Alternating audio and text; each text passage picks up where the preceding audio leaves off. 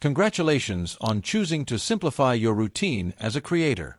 In your tutorial folder, you will find a blank HUD. Please put on that HUD so we can get started. To start a HUD, you need two scripts, build and functions. They are responsible for creating the project and allowing its editing.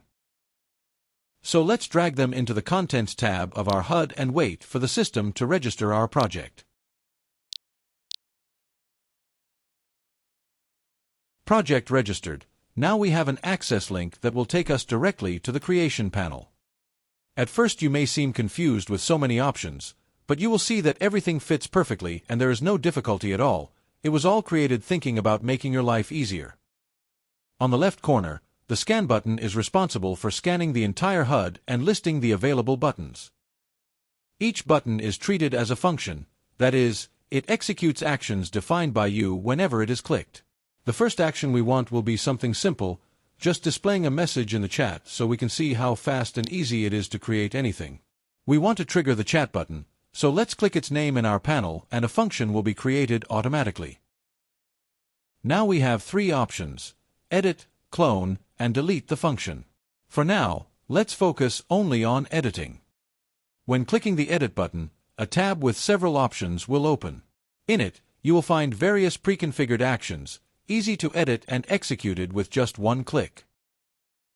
Since we want to display just a message, let's click on the message icon. Here we have some options we can choose. For our test, we'll leave the name empty since it is not mandatory. Choose where the message will go and type the text you want.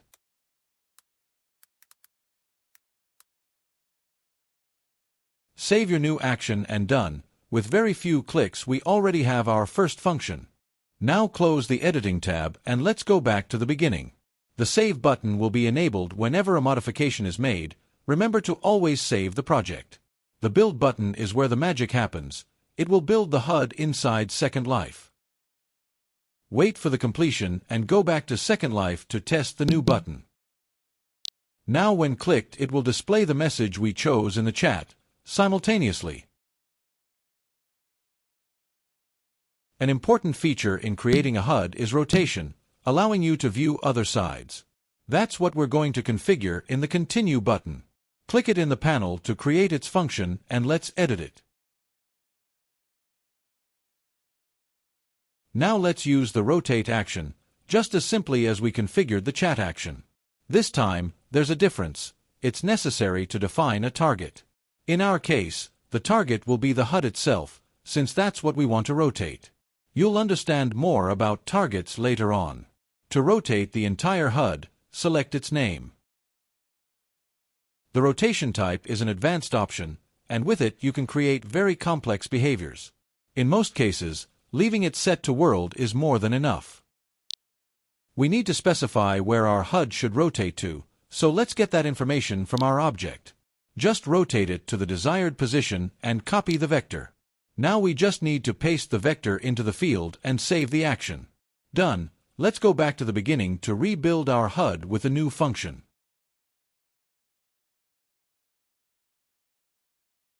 After it's built, we go back to SL and when clicking the Continue button, it will now rotate the HUD to where we want. Now let's move forward and learn how to apply a texture. First, we'll apply it to the HUD itself, then to another object. Note that the buttons are organized by pages and named exactly according to their purpose. This is part of your project's organization and saves time. In the panel, the group functionality organizes functions into specific categories, keeping everything clear and easy to find. Let's create groups based on the pages, naming them Page 1 and Page 2. To assign a function to a group, just drag its icon to the group's name. When selecting a group, only the functions belonging to it will be displayed. Creating a function with a group selected will automatically add it to that group. Let's continue by creating a function for the next button, which will be responsible for applying a texture.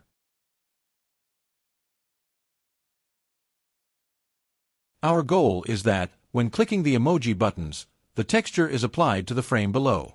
This is ideal for practicing the potential of this action.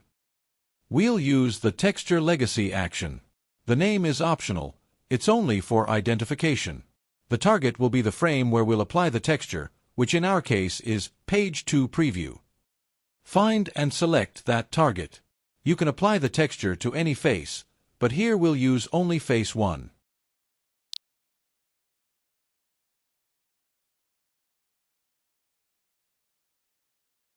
Now you're going to discover the magic of 1Click. In common scripts, you would spend hours copying, pasting, and organizing note cards with texture UUIDs. Here, we offer two options. The classic one, inserting UUIDs manually, and the practical one, where you add all textures at once by simply dragging them into the HUD. Let's start with the first option. We copy the UUID of the texture we want to apply first and paste it into the panel. Upon confirming, it will be loaded and ready to use. But we want speed and practicality, so let's go to the best way. Remove the texture and click on the empty photo. A tab with asset categories will open, showing that you can work simultaneously with textures, sounds, animations, and materials. Back in SL, select the textures and sounds we'll use and drag them into the Contents tab of your HUD. In the panel, click on Search for Assets and all the items inserted in the HUD will appear there. Now, just click on the texture you want to apply and, like magic, it will be ready to use.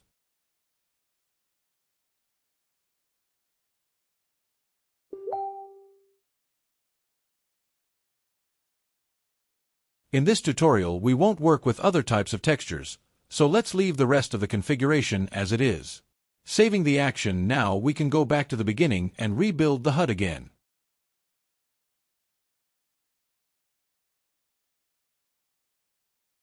So with a simple click on the button, the texture will now be applied to the frame we selected. Let's assign functions to the other emoji buttons. Since the behavior is the same, just clone the created function and assign it to them. By clicking the clone icon, we can choose to assign the ready function to buttons not yet created, ensuring they behave the same as the first configured. Now, edit the new buttons to apply different textures. Since they inherited the original configuration, you only need to change the texture, saving time without creating functions from scratch.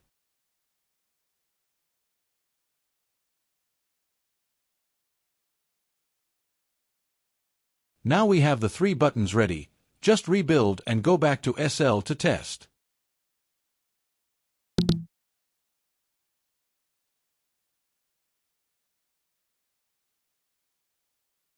We will now learn how to change the color of an object. In this case, we will change the color of the frame according to the colors below. Back to the panel, let's create a new function for the Page 2 Color Yellow button. Let's edit this function and add the Color Change action. Then we select the same target where we applied the texture. The face remains 1.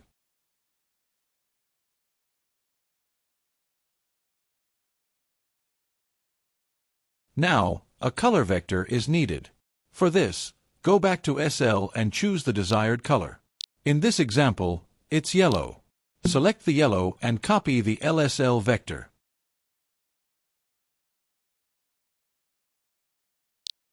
Go back to the panel with the copied color and paste it into the indicated field. Save the action. Now, clone this function and assign it to the buttons for the other two colors to speed up the process.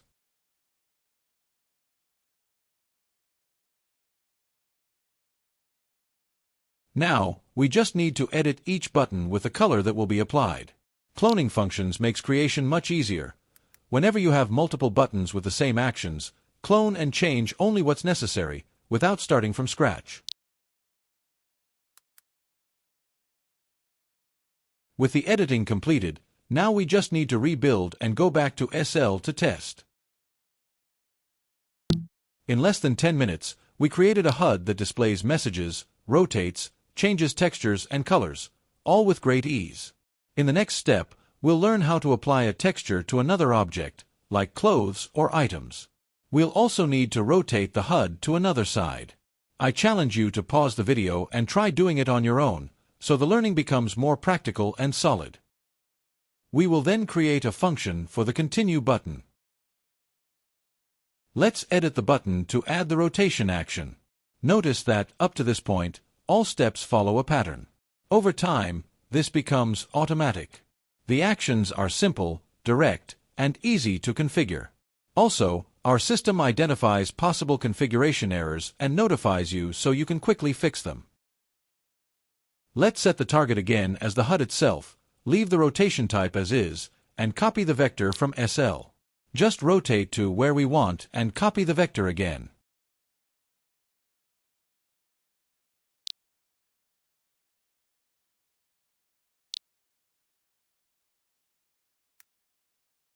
We save the action and rebuild the HUD to test.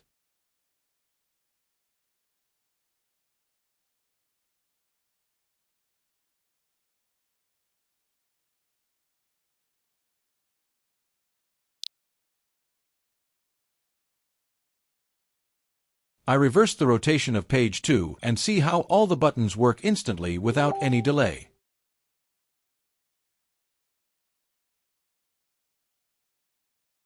Now we're on page 3, so let's create a new group to better organize the new buttons.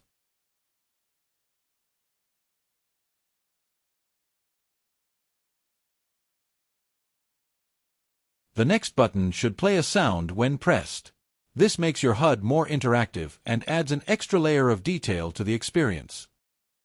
Just click on the sound icon, select the play option, and choose which sound will be played.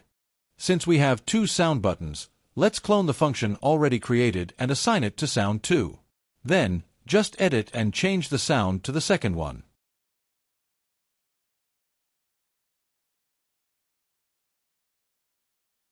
Let's rebuild to test everything inside SL and check if it's working as expected.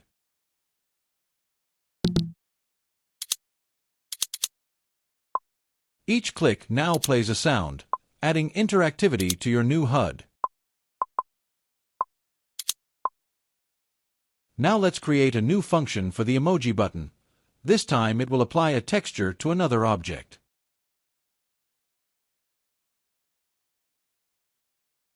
Let's edit it and add the texture legacy action. This time, the target will not be the frame of the HUD itself.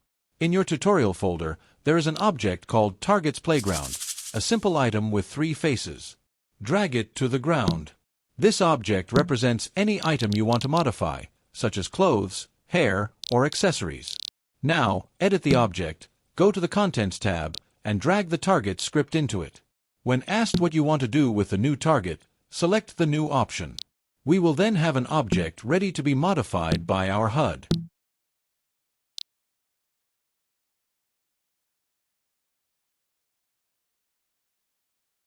Back to the panel. Now we can access the Targets tab and look for all the targets we created. All objects that have the target script inside will be displayed.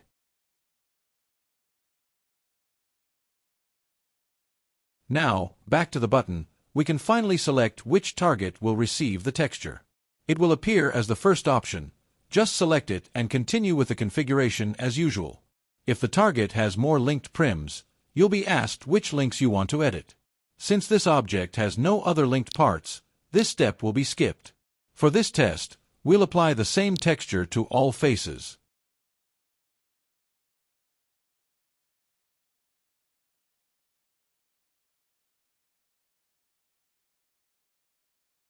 Upon saving, we can already rebuild and test in SL. Now the emoji button will change the texture of the selected target quickly and efficiently. But we want to go further. Let's play a sound along with the texture change, adding a click effect to the button. Create a sound action and choose the first click sound. Now we have 2 actions within the same function. Actions are executed in the order they were created. If you want to change this order, just click, hold, and drag the action to the desired position. After saving and rebuilding, you'll see that everything works in sync and without any issues. Now let's replicate the texture function for the other 2 buttons. Just clone the finished button, assign it to the new buttons, and change only the applied texture, saving a lot of time. As explained before, the cloning action copies the entire configuration of the original button, so you don't need to start from scratch. Just change what you want. Now just save and rebuild to see the magic happen. Each button now plays a sound and applies a texture to the target, exactly as we wanted.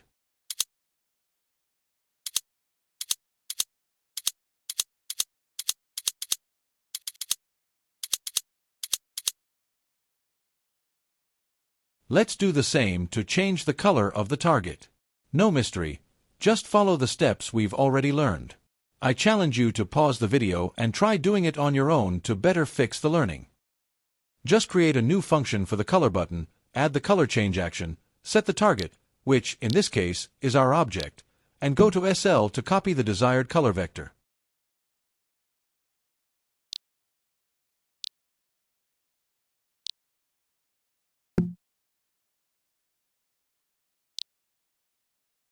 Just paste the vector and save.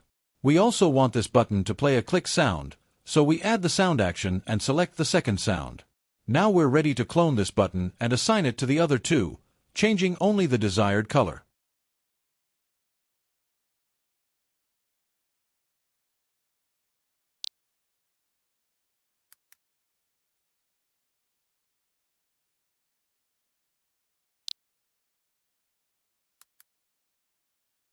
Save and rebuild.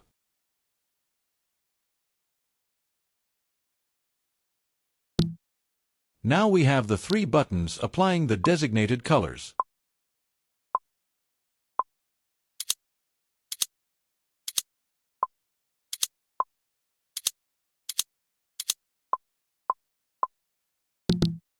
We also want that, when clicking the back button, the HUD returns to the previous page. For that, just add a simple rotation action. Let's create it now. The rotation of the previous page is 90 degrees. Since I remember this info, I'll just accept the suggestion already saved. I also want to play a sound when clicking this button. I'll take the opportunity to create the rotation action for the next page. So let's go to SL to get the new rotation vector.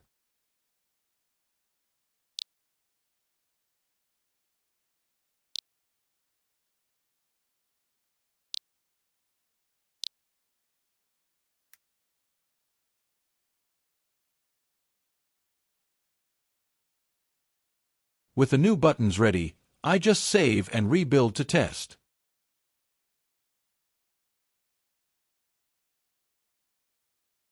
I returned the HUD to the start to test all the buttons at once.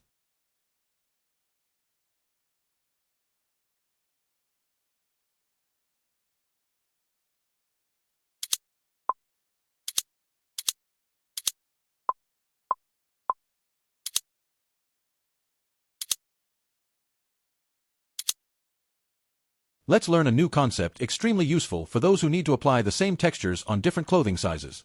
For example, you have a ready and functional shirt made for the legacy body, and now you need to apply the same textures to other shirts, with the same face mapping. It's not necessary to configure one by one. Just follow the next steps to sync these new shirts with the one already configured. To simulate this need, we drag a new target object to the ground and drop the target script into it as well. Before, we used the new option, but now the situation is different. We want the new object to obey the same commands as the already configured target. For that, we use the SYNC option. It synchronizes both objects on the same channel, ensuring that when the HUD executes a texture change command, the change is applied to both objects simultaneously. Just click the SYNC button and choose which object we want to synchronize the new target with. In our case, we'll choose the only one we've already configured. Done, that's it. Now the two are synchronized. To test, just rotate the HUD back to page 3 and press the texture apply buttons. This way, we'll see the synchronization working on both objects at the same time.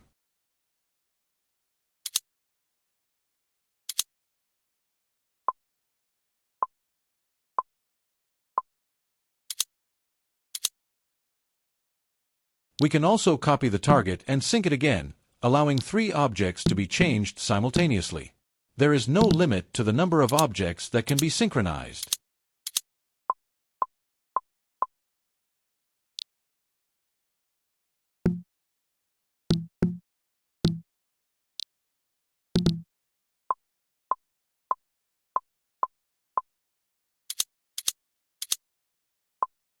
I'll make a new copy, but this time I'll set it as new.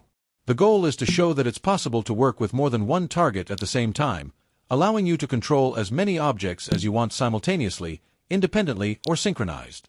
Note that now, when clicking the buttons, it changes all the synchronized targets, but does not affect the new target.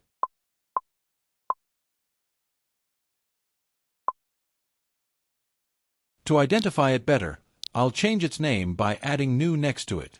This way, it's easier to find it in the panel. The next steps of the tutorial are exclusive to full version clients, as the actions used are not available in the free version. If you're a free user, you can already create amazing products with the basics. But keep watching if you want to learn more about our system. Let's create a new group for page 4 to keep our organization.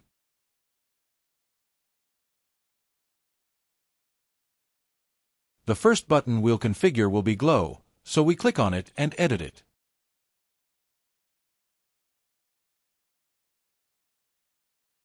We want to control the glow intensity of our object, so we click on the blue glow icon. Remember, we created a new target and want to control it independently from the others.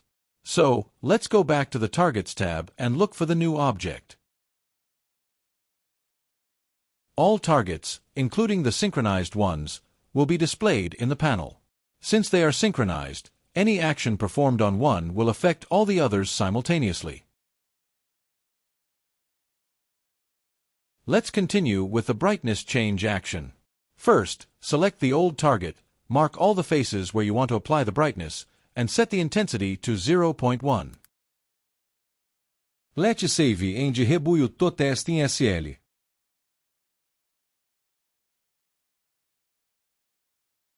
Note that the action is only affecting the old target and its synchronized items. Let's continue and create the button to reset the brightness to 0.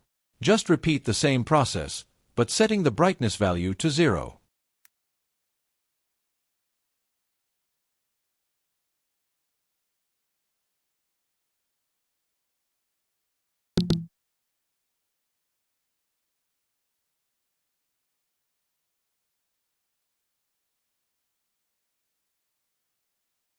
For the next action, let's modify the new independent target. We want to activate full bright on this object. We then created a function for this button and added the full bright action. In Target, we selected what we renamed to New. We want the effect on all faces and we'll leave the full bright on.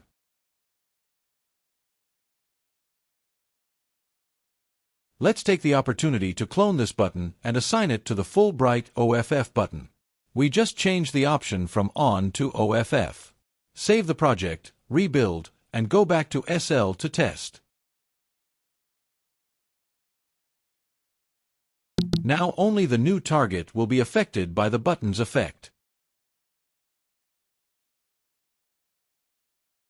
To activate the effect on the other targets, just edit the button, copy the ready action, and select the old target. Since the others are already synchronized, any of them can be selected in the copied action. The effect will be applied to all automatically.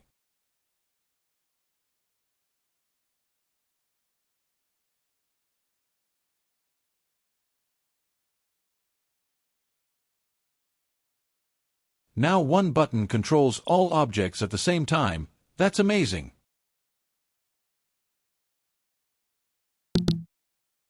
Last, let's change the alpha mode of the object. We follow the same pattern and create a new function for the button. Now we select the alpha mode function and follow the standard configuration. If you have followed the tutorial so far, you should have already understood the concept of targets well and how they are essential in configuring the actions. I selected the old target and set the alpha mode to none, which disables the transparency of the textures. Then, we cloned this button and assigned it to the other, changing the alpha mode to blending, activating the transparency. Now we have all the buttons working independently and synchronized. We won't add any more functions in this tutorial, so you can ignore the back and continue buttons. Finally, Let's finalize our HUD.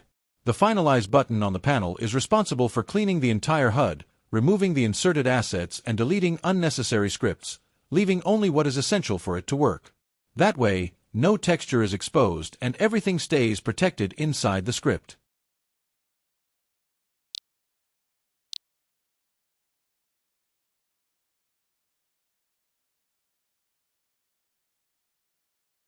Ready, now you have a HUD ready for commerce and protected against texture leaks. You have completed the basic training for our system. For a more complete learning experience, read the documentation carefully. Enjoy the full power of the 1-Click Maker.